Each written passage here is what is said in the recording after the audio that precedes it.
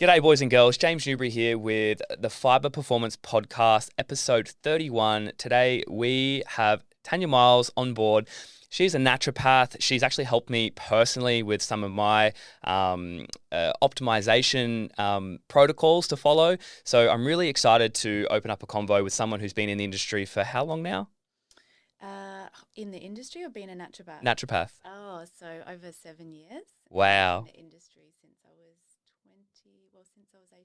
Epic. Yeah. Cool. So we're just going to dive deep into a little bit about what holistic health is, a bit of wellness stuff, health, problems that come through Tanya's doors on a regular basis. We might even talk a little bit about glandular fever, which I recently just had, what brings that on, things that you can do to combat it, things that you need to be aware of. I know a lot of you that listen to this channel are getting after it on a regular basis, so looking for signs of burnout, looking for signs of like low immune system and maybe some deficiencies in your diet that you're maybe not understanding, and things that you are doing that might also be needing extra supplementation. Like for me, for instance, I like to sauna a lot. So we'll talk a little bit about sauna and what that does in terms of benefits, but what it also can draw back on at the same time.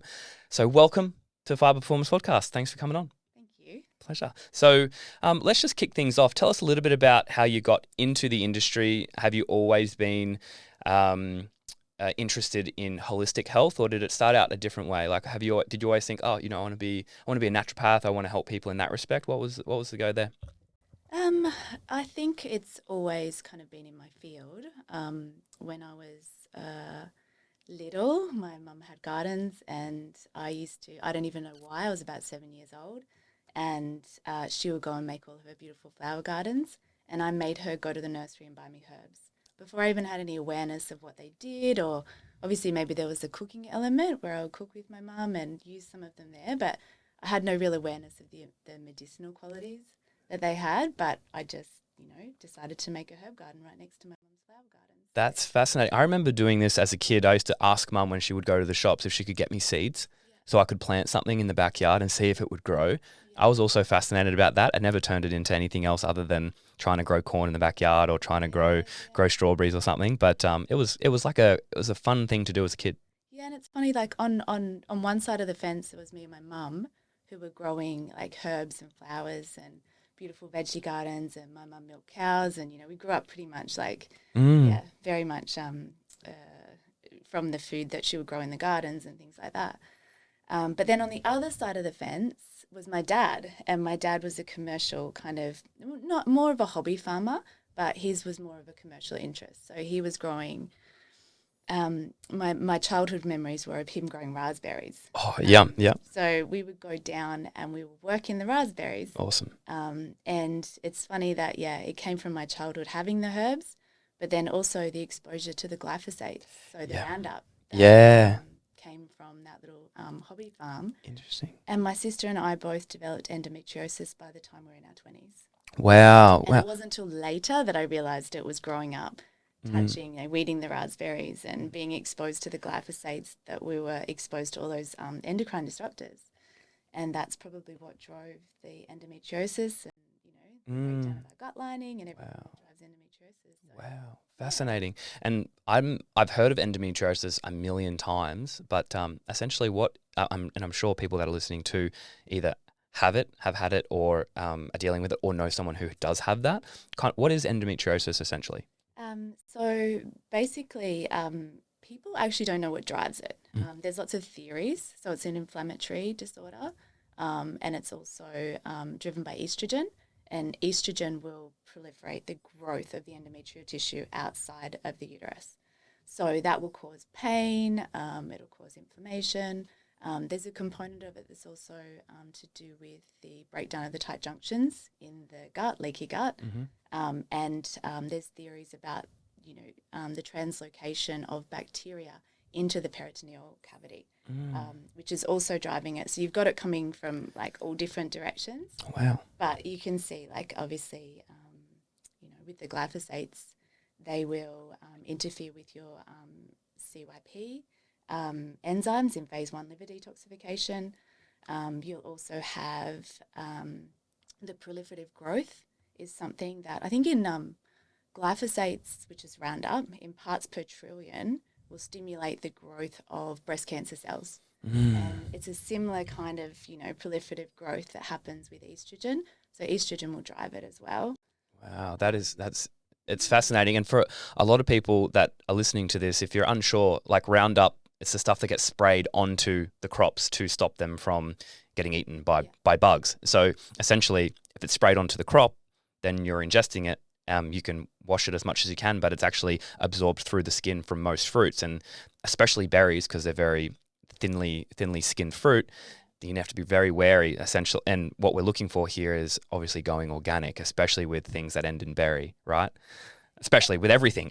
Everything. I'm a single mum, and I feed my kids like probably 90% organic food. So if I can do it, I think anyone can do it. Yeah. I think it's the importance of it. And after doing my first session with you, I'd known about organic food, but I didn't know to the degree of what how important it was for me. And after getting my bloods done and I've had a gene test done in the past, guys, and this is something that you guys could potentially do as well, but I've lost all the results. It was more than 11 years ago that I had it done, and I can't find the results. So I'm going to actually get a gene test done again, but my bloods came back, and again, that liver enzyme you mentioned, there was some things going on there. So we're looking at changing in most of my food again to 90% of it being at least organic. And luckily enough, I have some friends who actually help prepare all organic food. And I've been doing that for the last month or so. And I have to say, like, the most noticeable difference that I've found is my bowel movements are so much better as well. Like, it's just been fascinating in that respect.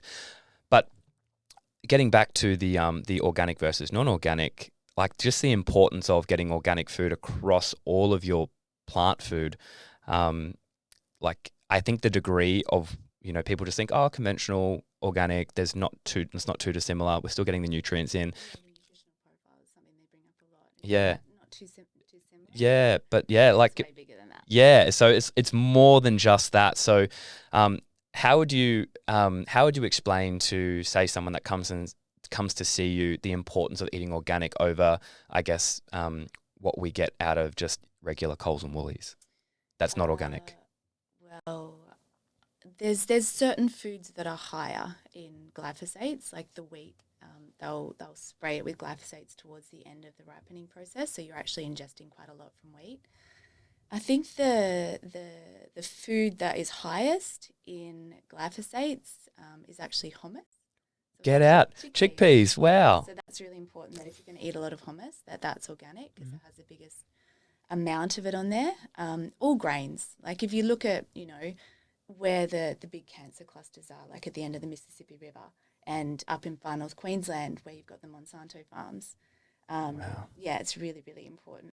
Yeah, interesting. Oh, that's fascinating. Actually, I heard someone talking about this the other day, and he was talking about taking strawberries, like just conventionally grown strawberries, pressing them into a juice, then getting a COA done, like a content of analysis done, and it had enough glyphosate still in there, enough Roundup still in the juice of the strawberry to spray back onto the crop and actually be effective to, keeping bugs away. And I found that super interesting, and especially if, either we filter it before it goes into us or we use our body as our filter. But that just, it's a ripple effect. You actually can't interfere with those CYP enzymes in your liver. Yeah. Which means that not only do you not detox it, but it makes all other compounds or all other environmental toxins more toxic, because it interrupts that pathway. Wow. Which means that, you, instead of going through that and making them less toxic, you make them more toxic. Wow. Okay. So, yeah. That's just one. That's just one thing. Okay, cool. So the importance of organic versus conventional is very high up there. And if anyone's thinking about, conventional versus organic in terms of a cost profile, like, yes, it is going to cost a little bit more, but I think if cost of not doing it, you either save some money now, but you pay for it later. Yeah. So chronic illnesses, a lot of it will be driven by that. Mm-hmm. They're finding autism, they're finding cancers. Like I said, with the proliferation of the cancer cells in breast cancer, parts per trillion, which is, yeah, that's huge. So yeah, it sets up an inflammatory kind of cascade in the body. They kind of say it's safe based on the fact that we don't have the shikimate pathway. But what we have is the shikimate pathway, which it just disrupts. is actually in the bacteria in our gut. Wow. So it actually stops the gut bacteria making our essential amino acids. Wow. Okay. So that's another way, turning our sulfur in inorganic sulfur into sulfur that we can use, which interrupts methylation and sulfation, and it wreaks havoc on your body basically. And I'm guessing there's probably somewhere down the line an interruption in testosterone too for Hormone disruptors. Yeah. So same with me, like Yeah. I had the interruption in my hormones. Same with men's hormones as well. Yeah. And you know, we know that testosterone today is a lot lower. It's on the decline. Crazy. Yeah. So the norm is actually less than the norm years ago, because, you know, when they do bloods, you're actually looking at, you know, the mean of testosterone, whereas it was a lot higher before, so the mean was higher. Wow. So, yeah, it's very, very low, and fertility issues. Yeah. It just goes on and on. Yeah. So if you can eat organic, like, figure out, find a local organic market, or you shop on the Sunday. Yeah. Okay, cool. So, I'm sure it's Australian as well. yeah. Yeah, internationally grown crops are not always organic. They're actually, you can buy organic certification in countries like in South America and China and places like that. So you have to be really aware. Yeah, wow. Most of the stuff that we have here in, you know, your Flannery's and even in Woolworths is actually Australian grown organics. Yep. So we're pretty safe here. Yeah, cool. Other parts of the world not so safe. All right. That's okay. Interesting. Well, that's fascinating to know, and it's something that I'm taking a lot more seriously. You know, I did it with for instance, even with my water. Trying to get better quality water is something that, you know, makes up such a large portion of our body, and if we're putting in stuff that shouldn't be there, essentially, then I want to make sure that we're doing that, especially if you want to be optimized. Water is very important, if not more important than your food being organic. Yeah. Drinking water, which would mean not drinking tap water. Yeah, exactly. Ever. Yeah, ever. Yeah. The problem with tap water is you've got the aluminium salts that they put in there to filter out the dirt, which depletes your silica, amongst other things. Makes you age quicker. Makes you age quicker because your silica is really important for, you know, making collagen and things like that, connective tissue in your body. The other thing is you've got the fluoride in the water, and you've got pesticides in the water.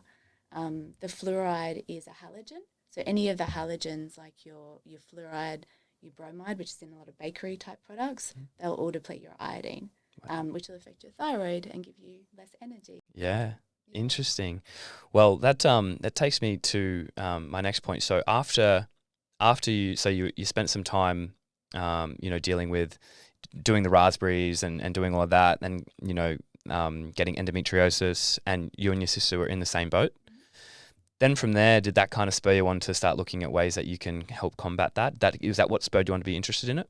Yes, I was young then, so I actually just signed up to do a Chinese medicine course in Sydney because it was the only course that wasn't available in Newcastle, so it meant that I could move to Sydney. Great. And, you know, it was a reason to go to Sydney and not stay in my hometown. 100%. So I moved from Newcastle to Sydney. I did 2 years of Chinese medicine, which was great, but I was a restless 20-year-old who wanted to go travelling. Yeah. So I did 2 years of that, which was really good because it underpins a lot of my herbal kind of the philosophy of Chinese medicine. The energetics of the herbs is something that is not in a naturopathic course. Yep.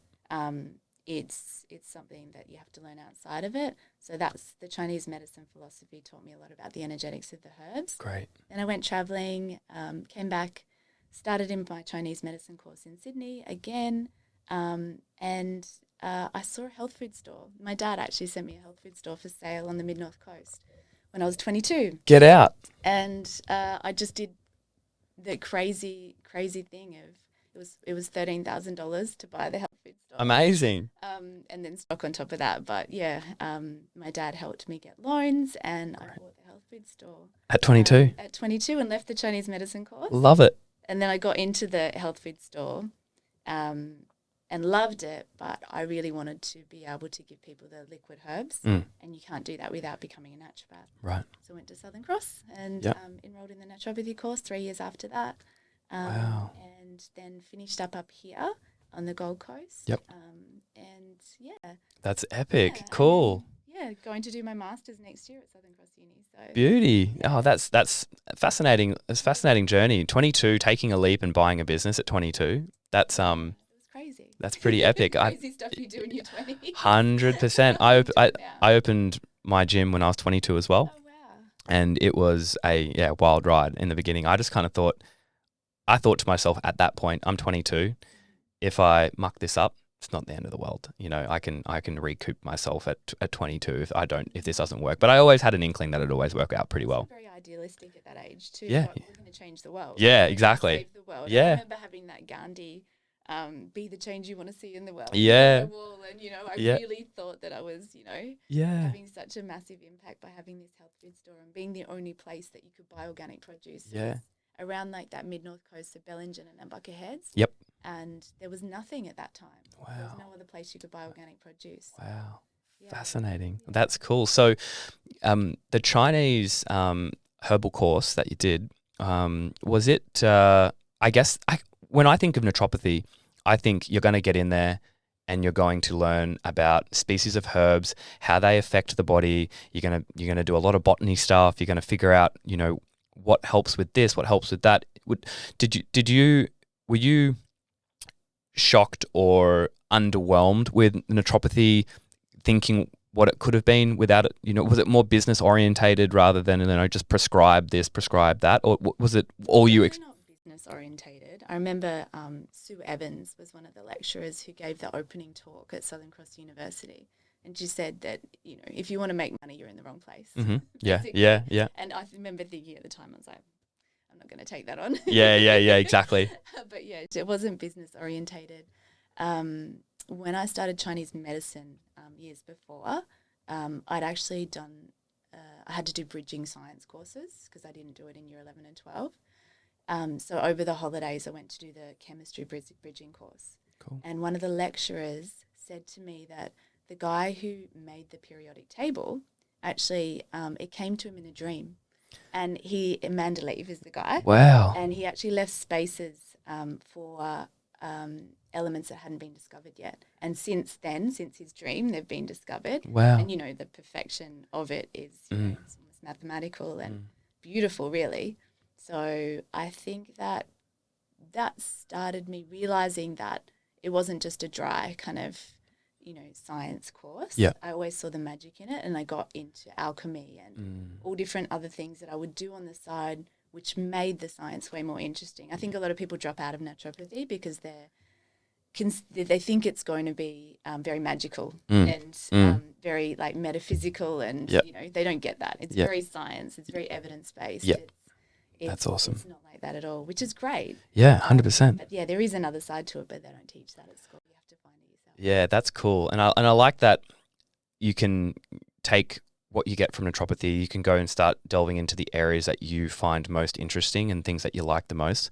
And you said that you wanted to start working with like liquid herbals and things like that. What type of liquid herbals kind of like really caught your eye? What interested you so much about that side of the naturopathy thing when you're prescribing certain herbs? It was like having the herb garden. I didn't know at the time. I just know I wanted to do it. But since then, like, I understand it a lot. The liquid herbs are the art of herbal medicine. It's definitely an art, like the essence, science and all the rest of it. But there's also the energetic side of it, where something's more heating or more drying. Or, if you've got that, it's like you know a few different languages that you can apply to prescribing herbs. Yeah. Also, they're very potent in the alcohol base. Most of them in the alcohol base, so it extracts all the alkaloids and things like that. You can make it very much tailored to the individual person as well. They're also, tested for purity, which I have a lot of faith in. MediHerb and Optimal RX and the Herbal Extract Company are all like, premium herbs. They source the best in the world. That's great. They test them all for purity, so I know they're safe. And it allows you to get access to, herbs that you don't necessarily buy in the health food store either. Yeah. Particularly when it comes to stealth pathogens. Yeah. Epstein-Barr and, which we will talk about. Yeah. So things like that. Yeah. It allows you to, and it's the herbs as well. Yeah. Herbs are, I think it's something that we're missing in our diet a lot. We've grown up, in a essentially a Western culture where you just kind of you eat cereal and maybe a little bit of fruit in the morning, and then you'll go and have a sandwich for lunch, and then and then you get just some type of meat, some veg maybe if you're lucky at nighttime with some type of starchy carb, and there's like no herbs. There's no herbs. There's lack of variety. Yeah. And I think that's not like in Indian cooking. You've got your cumin. Yeah. All your spices which stimulate, the digestives. Mm. They stimulate the digestive. Processes. Yeah, I agree. And to touch on that too. So a little bit of a backstory about 6 weeks ago, and it was so funny. It's so funny that I had a consult with Tanya, and I went in there. I just wanted to feel more optimized. I wanted to make sure that if I'm, putting the foot down and working a lot, and with Phyba, as you guys know, I try and travel around as much as I can, and I like to take clinics, and I like to coach, and I like to teach what I've done for the last 13 years. But then I also like to talk about the cool herbal products that we've created with Phyba. In doing that, I am flying around a lot. I'm burning the candle from both ends. I'm trying to train and compete and work, 65, 70 hours a week doing that. And I just wanted to make sure that I wasn't going to run into a roadblock at some point in time. And I sat down on the Wednesday for a consult. I'd just gotten back from New Zealand. I sat down on the Wednesday, and one of the first things Tanya asked me is like, have you ever had Epstein-Barr before? And I was like, Epstein-Barr? Nah, not that I know of. And I was like, what is that? It's like, glandular fever. I was like, I've heard of that. A couple of my friends had it when they were in school, but I never got it. Funnily enough, 2 days later, I did an event. I started an event called Turf Games on the coast, and I've been putting the hammer down for the last 8 weeks, running myself pretty ragged, but I felt like I was managing it. I've been to a point where I was, unmotivated or burned out to the point of unmotivation, but never knocked down because of sickness. Then I got through the Saturday of that next competition, and that night I started feeling a bit of a swelling in my throat. And I was like, I'm getting a sore throat again. This has been happening at competitions for the last few weeks. I will get out of it the other side and I'll be fine. Come the following Wednesday, I wasn't feeling myself, and my throat was getting worse and worse and worse. So I went in and I just said, I booked into the GP. I said, can you just run a blood test? Get a blood test for me, please. And he goes, mate, you got Epstein-Barr. And I was like, what? And it was just fascinating, and progressively for the next 9 days it got extremely worse. And if any of you guys have ever had Epstein-Barr or glandular fever before, you know how painful it actually gets in your throat. You can't swallow.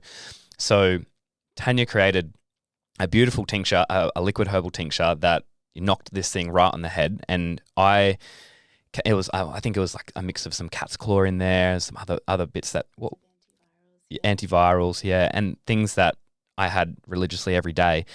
And I came out the other end probably feeling good 2.5 weeks later. But essentially, everybody told me, and this is coming from advice of friends in the industry, naturopaths, people that have had it before, and they said, when you start feeling good, and I remember telling this, when you start feeling good, you're still not good. Don't push the throttle down again, because I have a habit of feeling good after 2.5 weeks. It's all gone. I'll just go back to doing what I was doing, and then apparently it can come back quite easily. So it's part of, actually about 97% of the population have been exposed to the Epstein-Barr virus. Okay, cool. That makes me feel better. It's part of like chickenpox and cold sores and all of the herpes viruses basically. Mm-hmm. And most of the population has been exposed to it, in their childhood years. Yeah. Okay. And not everyone it develops into glandular fever. Yeah. And it's one of those, like cold sores, it's a virus that can actually reactivate. Mm-hmm. So now you have it, if you get run down, and why they're telling you don't push to that extreme ever again is that it can reactivate again, and it can cause all sorts of other problems. Yeah. It's something that, it's kind of like a teacher, really. I think all of those viruses teach you about, not to do that again, because you can't anymore. Yeah. It actually makes it impossible for you to push to that extreme again. Yeah. Because your body you'll start to get your sore throat and things will start to happen, and it can actually drive other things as well. It can drive autoimmunity, and if you've got particular genes associated with autoimmunity. But it's linked to lots of different conditions.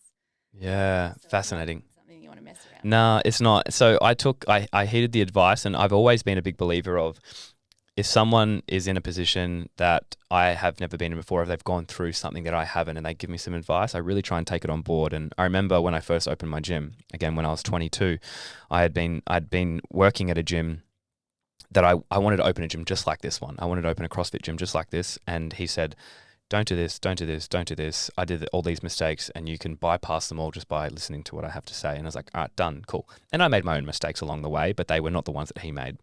And a couple of friends of mine said, you know, my wife he's also a naturopath. He said, my wife had glandular fever. You know, we had 3 kids at the time. She couldn't really take the foot off the pedal that much. And then it just plagued her for a couple of years. And he said, I'm just letting you know, when you do feel good, do not go into the gym and do not go and train and do not smash your immune system, because if it does come back, then you're dealing with something potentially chronic for the next 12 months until you fix it. So I heeded that advice, and I've come out the other side now. It's been 6 weeks, 7 weeks, and I'm back into regular training again, feeling really good, but I'm always making sure that I'm not putting it down like I was and, you know, cancelled all my trips for the rest of the year. And I've only got a couple of big ones that I'm now doing instead of one every weekend. So I think that's something that you guys might want to take on board, is like, maybe listen to some advice. If you get it, take it on board so you don't make those mistakes. And the other thing is it can be driving other conditions as well. Like if you have a thyroid disorder or elevated antibodies, or like Hashimoto's and Graves' disease and things like that, and MS, like there's so many different, you know, things that by treating the glandular fever and the immune system, you can actually get an improvement on those conditions by doing that. Interesting. Oh, that's fascinating too. So for someone that comes in at the moment, like what is the most common thing in a naturopathic clinic, or your naturopathic clinic, that you're seeing more and more and more in recent years? Maybe it was different from it was, you know, it's different, say 5 years ago, what you were particularly treating. What are you mainly treating now? Well, I spent the last year working in a thyroid clinic. Yep. So I saw a lot of that. Yep. And now I work from home. It's a lot. I spent, 7 years working with Katrina Ellis Yep. at Holistic House. She specialises in cancer and chronic illness. So I have a lot of people who come to my home clinic, relationships I developed during that time. So they're two very specialised clinics. So, cancer and, autoimmune disorders. But at the base of it, in my initial consults, I always do mineral tissue analysis, which we did together.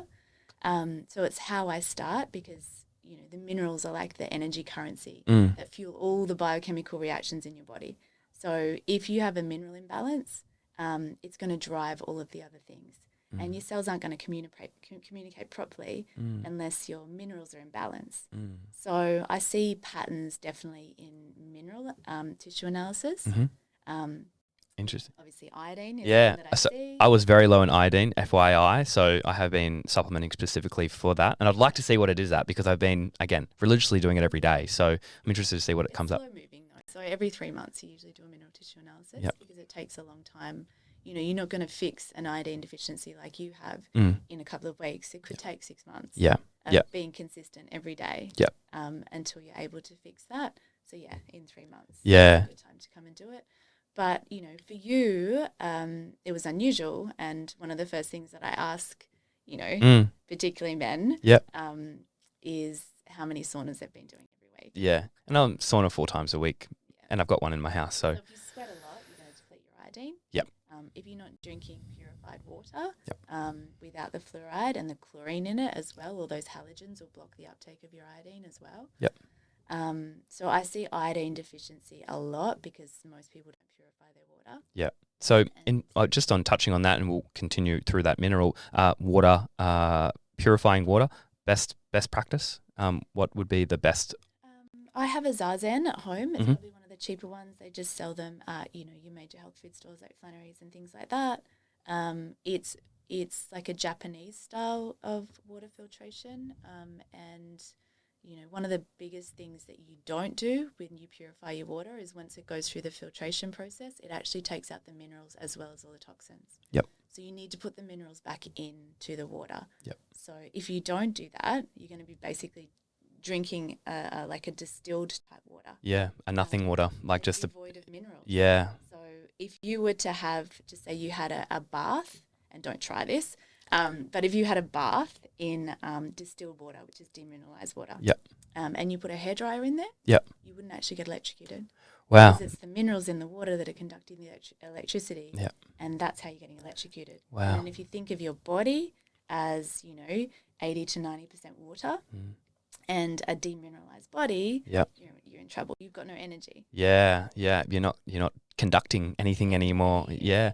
So the fascinating thing about the zazen as well, guys, is that it has these rocks in the bottom that mineralize that water again, and they're dug up from about 600 meters beneath the ocean. So they're super pure. They haven't been tainted by all of the chemicals that we've created these days, and it hasn't been tampered with, essentially. So you mimicking nature, the way that our exactly natural water would accumulate minerals by going through the streams. love that. Yeah. I love it. So there's just one thing. So for you guys, that can a little bit of a takeaway. So iodine is typically quite low in a lot of people that you potentially see. Is there another particular mineral?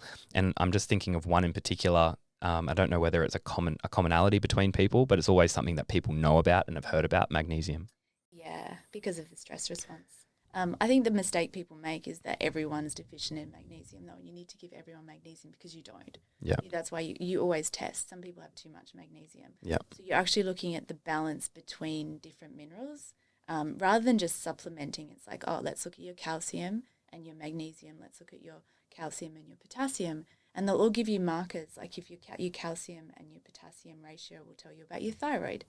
Your sodium and your potassium will tell you about your adrenals. Yeah. So you don't always supplement with magnesium. Sometimes you have to, look at calcium accumulation first before you do that. But you're right, magnesium and zinc, because we're all so stressed out, are often very depleted. Yeah. Yeah. I think they're just the most common ones that people have heard of or remember, or the most talked about, or, probably companies that sell a lot of magnesium, they put it out there and they just put it in everybody's faces so that everybody thinks, I must be deficient in magnesium. Yeah, and a lot of people take the wrong type of magnesium. So, when you're looking at magnesium, there's lots of different types, and a lot of them will be great if you want to keep your bowels regular. Like magnesium citrate is great if I want to give somebody something that's going to absorb water in the bowel and help them to, relieve their constipation. But it's not going to be great for the uptake of magnesium for energy. Yeah, interesting. You want like a glyphosate. Sorry, you want to. You don't want that one. Yeah, glycinate. Yeah, glycinate. Yeah. You want a glycinate if you want to get about 80% uptake. So. Yeah. Wow. Okay, that's cool. So minerals, that's one side of things, and then we also did a live blood analysis too, which is kind of fascinating, and I think this is cool. I picked up your viral markers, right? Yeah. Yep. And I'll see if I can. I'll do this again for you guys as well, and then I'll actually put this up on the YouTube video as well, so you can actually see what my blood looks like, and we'll do it again at some point. We'll do it in a couple of months. But was there anything abnormal, or what did you think, essentially? What did my blood look like? Was it healthy? Were there some irregularities in there? We actually did see a white blood cell in there doing its thing, didn't we? Yeah. Maybe attacking my glandular of some, I don't know. Yeah, well, I would have seen an accumulation of white blood cells to ask you about Epstein-Barr virus or is there any viruses? That would have been something that would have picked that up for me. But yeah, honestly, your blood is probably in the top 5 to 10% of people that I see. Like I see a lot of sick people. I don't often see people like you who are so healthy. So your blood, from memory, it had, the red blood cells were kind of bouncing off each other. You were well hydrated. Maybe you were a little bit dehydrated. Yeah, right? there was a couple. I remember there was a couple in there that looked a little bit obscure, but there was like few. Oxidative stress. Yeah, few and far between. But I think I just came off the back of comp, and I think I did train as well. And then you also picked up another thing. You said, have you had any fat in the last few hours? And I said, yeah, actually I did. I had a peanut butter smoothie. So yeah. Before you absorb them. So it's a good idea. Yeah. Before you go and get a live blood analysis. Fasted? Is to actually fast. Yeah, sure. I probably didn't tell you that. Nah, that's okay. I was like, it's easier to see. Then you get to see. There's a school of live blood analysis where you look at the pleomorphisms, so the different bacteria in between in Yeah. the fluid. That's fascinating. So yeah, scientifically, it's probably not well accepted, but it's very interesting and fascinating to look at. If you have fasted, I can see a lot more. Yeah, that's cool. So when you're looking at someone's live blood, typically what shows up for someone that's really unwell? What are you looking for there, as opposed to nice, well-rounded red blood cells that are moving freely and bouncing off each other? Is that the kind of the main thing I see with people who are really unwell is that all of their blood cells are clumped. Their red blood cells are actually clumped together. They call it rouleau. Yeah. And it's actually they just stacked on top of each other, and they're not moving at all. They're just kind of like in these little chains, and that's very bad. Yeah. Okay. There's a high level of inflammation. You often see fibrin accumulations as well, which is the blood's clotting, and it's just not healthy blood. So and the size and the shape of the red blood cells, you can tell a lot about their iron and what type of anemias they have by looking at their red blood cells. There's so much you can tell just by looking at your red, whether it's in a traditional blood test, and looking at your red and white blood cell count. Wow. Or you're looking at it under the microscope live. But live's fun. Yeah, live's cool. It looks great. For me, I don't necessarily. I do see a lot more in live blood than I see in a regular blood test. Yep. But the main thing is actually watching. So when you lose weight and you see that you're changing benefits of what you do. But when you're changing your supplements, or you might be going from like a low quality supplement to a high quality supplement, it'd be good to do with protein powders. 100%. Yours compared to other ones and what the blood looks like. Yeah. But it's motivating for my clients when they see their blood and they see the changes in their blood in 90 days when the blood cells have completely, replaced themselves, and they actually go, oh, this is, it's subtle when you're taking, herbs and nutrients. So it's kind of like, watching a child grow. It's progressive, you notice it. Yeah, it takes time. It's like that when you're taking herbs and nutrients. Like I said, your iodine could be 6 months ago. Yeah, for sure. You're not going to remember how you felt 6 months ago. Yeah. You're going to know that this is how I feel. This is your new normal. Yeah, that's right. It happens so slowly. You're not going to know. But if we look at your blood and we reference that, we look at your blood and your eyes and different things. Yeah. You really are motivated to keep going, particularly at those points. Like everyone's great in the first month. Yeah. 3 months, starting to go back to some of their old habits. Yeah. So the live blood is just like keeping people motivated to see that they're actually making progress. Totally. And it's fascinating. So guys, and one thing that we need to highlight here for red blood, and the reason why we're talking about red blood, is you need red blood cells to carry oxygen to the muscles, to the tissues, to the brain, to all of these places that you need to create energy. And if we don't have red blood cells that are doing their job, they're healthy, they're able to carry oxygen and get him through, you're going to be lack of energy. You're going to, it's super. Anemia is life-threatening. Yeah, it's super important. So having healthy red blood cells is very, very important here. Yeah. One other thing that you do really well that I'd like to touch on is looking at the genome. So looking at genetics, looking at methylation pathways and things like that. Is there any particular commonality between people that have, maybe like an abnormality in their methylation? Is there something that's super common? I've heard of this one thing that it keeps popping up all over my my explore feed. Homocysteine and a MTH. Yeah, is that that's like I heard it was. That's part of your methylation pathway. Okay. Yeah. And it's important. Well, the gene itself, the MTHFR gene, codes for the enzyme, right, which is part of the methylation pathway. So methyl groups are needed, from everything from detoxification. Like there's so many different processes in the body that require methylation and sulfation. Yep. So it's, your genes can't express properly without it. Yeah. So it's essential for life. But if you have there's what we're looking for with an MTHFR gene is a polymorphism. So it's something that's not functioning correctly. I'm trying to explain it in easy ways that people understand that digest it. Yeah, totally. Yeah.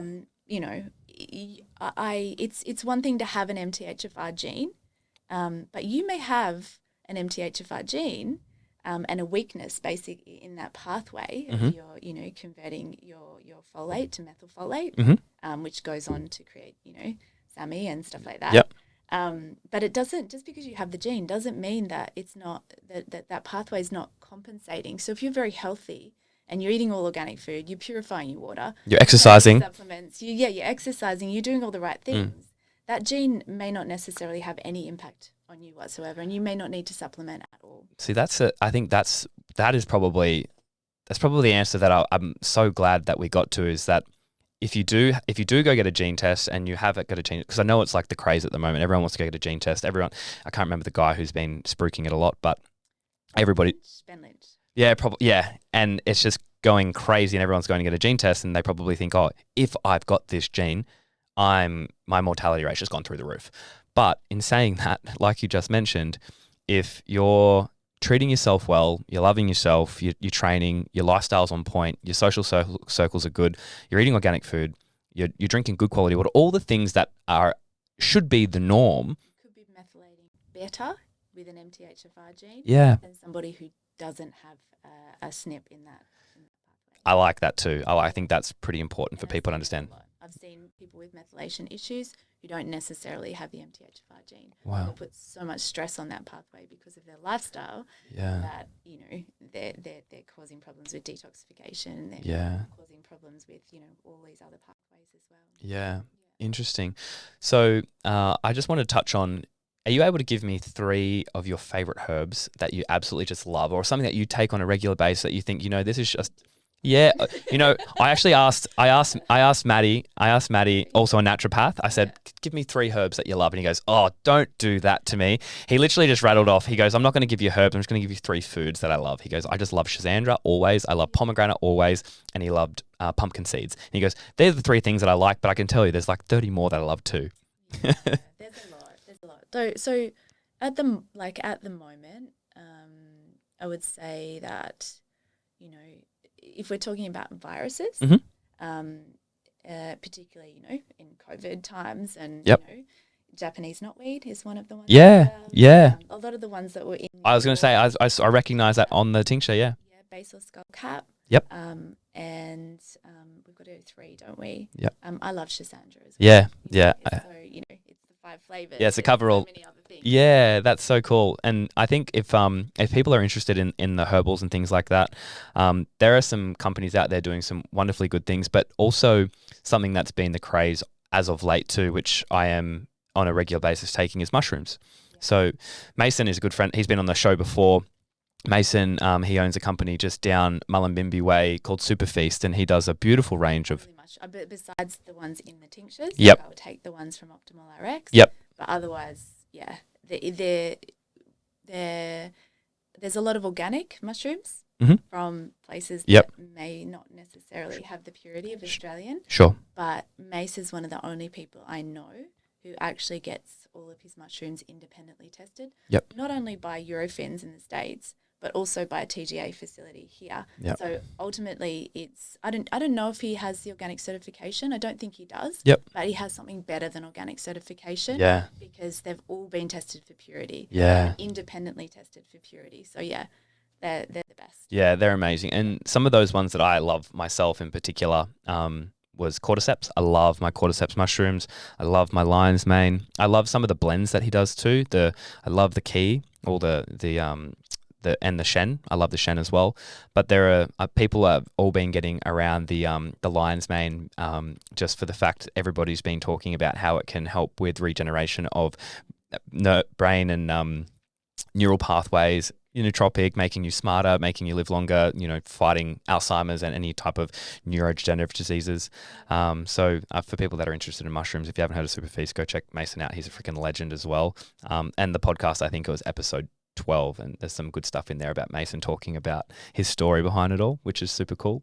But aside from that, if you were to look at the one thing in terms of diet for people that are have grown up eating a Western diet, aside from it being organic, because we know that's right up there, would you say one thing that we're missing out on is just variety? is you think variety is a key factor for most people? People eat too much protein and not enough vegetables. I think you need to get the ratio right. I think this is a definitely a ratio game. Like just like we talked about with the gut microbiome, like getting the ratios right, electrolyte. Variety when it comes to the microbiome as well. Yeah. You've got to treat your microbiome like it's a garden. Yeah. And you want to give lots of different nutrients and all the polyphenols, which are all the different colourful Mm. veggies to feed that. Mm. So you produce all the right bacteria. Otherwise, you lead to lots of inflammation in the body. Diet is the most important thing. I think that's a lot of people come to me and they're like, "What supplement should I take?" Well, I'm like, no. Yeah. Let's talk about your diet first. Yeah, I love that. I probably didn't talk about it so much with you because I didn't have to. Yeah. Because you're already, I like- besides the organic thing, Yeah, you're already eating such a, and you can tell, you Yeah. can tell whether you need to have that conversation by looking at someone, their complexion, and all of those things will tell you as to Yeah. what they're eating for diet. So. Yeah, oh, totally. So, one thing I think people could probably take away from this is if you can manage to, and this doesn't have to be a hard thing. This probably seems hard when you're doing all of the, I guess you think in your mind all of the wrong things. You know that you're not living a super healthy lifestyle, but changing your water from tap water straight to a purified water source it's not a hard thing to do.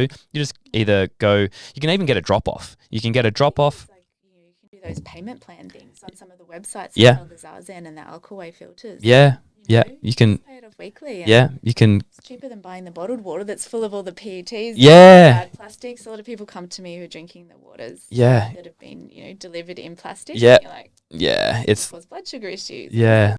So that's one thing. It's an easy enough to do, but turning your diet from conventional to as much organic as possible, and then getting as much diversity in there.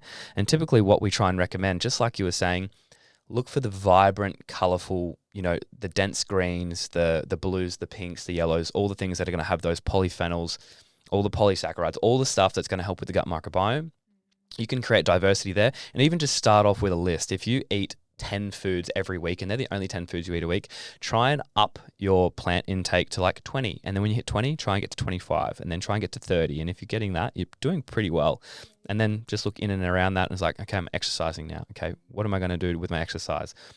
Is it going to be, I might go try running. And if I don't like running, I might go try boxing. And if I don't like that, man, I just need to do something. I might try surfing. But I think that's the key factor is just to, we kind of know what we need to do, but I guess we try and downplay the importance of it all. Downplaying the importance of eating organic, downplaying of not drinking tap water. Time and money. That's the excuses. Yeah. Be like, I don't have the time, I don't have the money. But Interesting. in the short term, you might not. But Yeah. in the long term, it's going to cost you a lot more. Yeah, totally. Yeah. That's true. Yeah, and lastly, then we can only talk about this for a few minutes, and then we can wrap it up. But we've obviously gone through a COVID period, so we have a lot of people experiencing, after effects of that.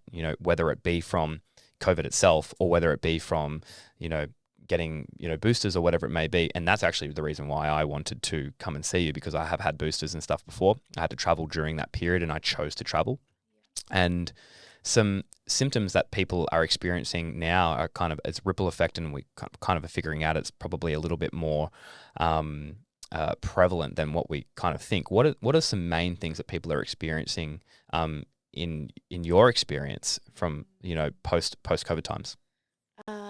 Depletion of your minerals like your vitamin D and your zinc. That's one thing that I see, Commonly. Very, very common. And if you're low in zinc, your stomach acid's going to be low because you need zinc to build stomach acid. Yep. So your digestive issues are Yep. a big thing. Your ACE receptors line the digestive tract as well. Thyroid Yep. problems like reactivation of viruses. Yeah. The Epstein-Barr Yeah, virus it brings us and back to the surface. there's a lot of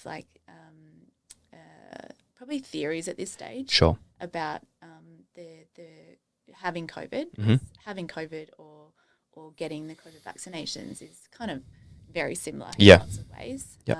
as to the impact they'll have on your body and the spike proteins and what they'll drive in the body. Mhm.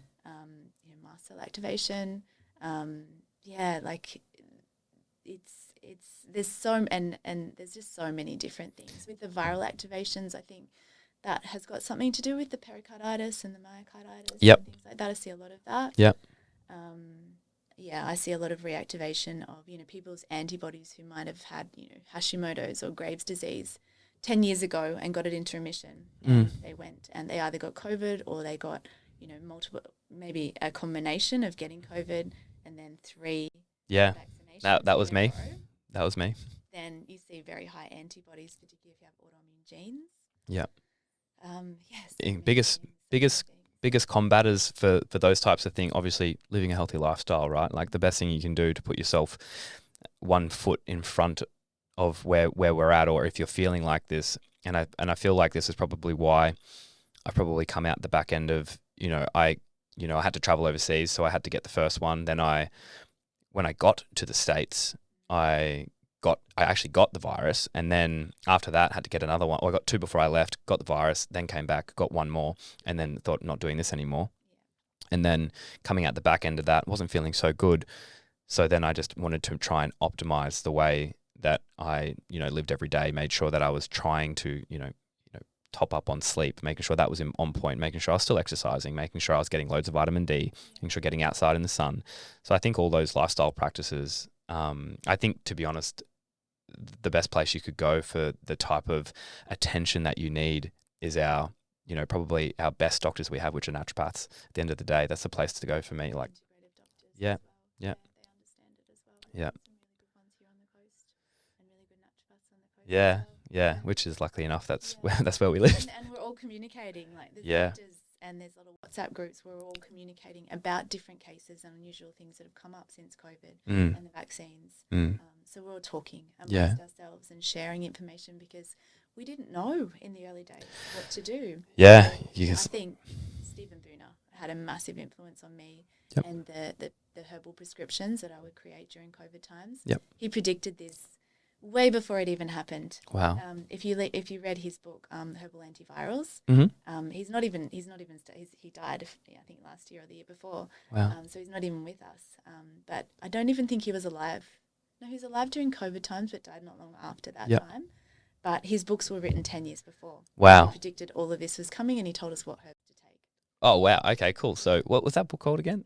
Herbal Antivirals by Stephen Booner. All right. Done. I'm gonna have to listen. And he also looks at the whole way, we saw like the microbiome and the microbiota. We saw that as, when we used to take antibiotics and just wipe out the lot. Yeah. And we didn't realize that we have more, microbial cells in our body than we have cells. Yeah. So we were doing ourselves a disservice. Those antibiotics are not breaking down in the environment. So they're changing the constituents in the herbs now. So the herbs like golden seal 20 years ago is not the same golden seal we're taking today because that plant actually evolves. So they've learned to deal with the environmental changes, environmental toxins, and how to deal with viruses because that's what they're clever at. They're like little... Wow. They're learning. Yeah, they're learning how to deal with it.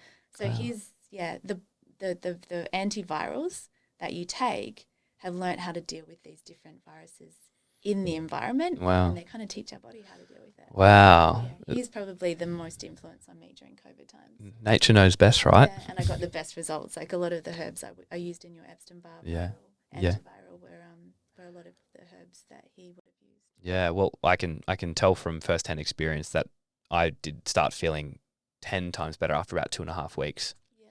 And I felt nothing but good since then. I actually experienced no sap of energy. Like I felt my energy levels, like even when I was dealing with a really swollen glands in my groin and in my neck, I even still, I was still jumping out of bed with energy at that time. So which was good sign. I was like, okay, well, the biggest fear I had was getting chronic fatigue and then waking up and feeling demotivated and energy lacking every day, because that would be the bane of my existence if that was the case. So I played it safe, but I was energized through that whole period. And we would have, in that herbal, we would have also worked on your immune system and Yeah. boosted your immune system. Wouldn't have just been antivirals. Yeah. And I think, viruses are actually not a bad thing. Like they actually help us deal with bacterial infections. So in the ocean, the viruses, if there's a big algae bloom in the ocean, the viruses will actually destroy it and bring everything back into balance. So that's why I was saying they're good teachers. Viruses are really good teachers. They'll have to teach you how to balance your life. That's great. I love that. Oh, that's really cool. Good way to look at it. Well, I think that's I'm sure we're going to get you back on for some more stuff that comes up, and especially what I want to do next time for you guys as well. I want to go through. I'd love to do a gene test, a blood test, and then maybe we can even go analyze them on here and just go through and just talk about them. I think that's fascinating for the viewers to watch someone who likes to like work on business but also likes to train and compete in random sports like that, just at two ends of the spectrum, and see what it's like. And what we'll actually do is we'll do things like we won't just do your gene test. Great. We'll actually do your homocysteine. Great. Because we'll actually see whether those genes that you have SNPs in are actually having an impact. Great. So that's the only way to know if they're having an impact. Done. Look at that as well. Okay, beautiful. Let's do it. Well, Tanya, thanks so much for coming aboard. I think this is super insightful for a lot of people that do listen. This is very much up their alley. So I really appreciate coming aboard. Thank you. Thanks, guys. All right, guys, we'll see you next time. Really appreciate it. I'm going to put all links to Tanya's work down in the show notes. We'll see you guys on episode number 32 coming up next week. Ciao. Beautiful. That was so good.